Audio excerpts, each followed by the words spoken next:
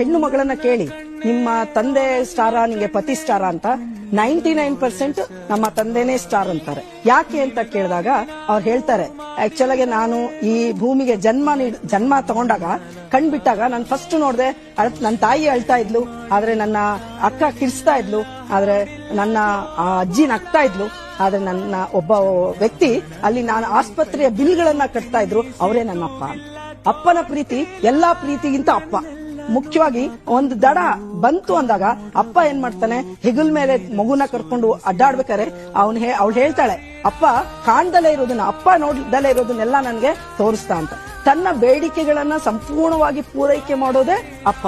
ಅದಕ್ಕಿಂತ ಹೆಚ್ಚಾಗಿ ಬೇಡಿದ್ದನ್ನು ಕೊಡೋದು ದೇವ್ರು, ಬೇಡದಲೇನೆ ಎಲ್ಲವನ್ನೂ ಕೊಡೋನು ಅಪ್ಪ. ಬೇಡಿದ್ದನ್ನು ಕೊಡೋದು ದೇವ್ರು, ಬೇಡದಲೇನೆ ಎಲ್ಲವನ್ನೂ ಕೊಡೋದು ಅಪ್ಪ. ಇಡೀ ಲೋಕನೇ ಕಾಲೆಳೆದಾಗ ತನ್ನ ಕಾಲ ಮೇಲೆ ತಾನು ನಿಲ್ಲೋ ಶಕ್ತಿಯನ್ನ ನೀಡ್ತಾನಲ್ಲ, ಅದು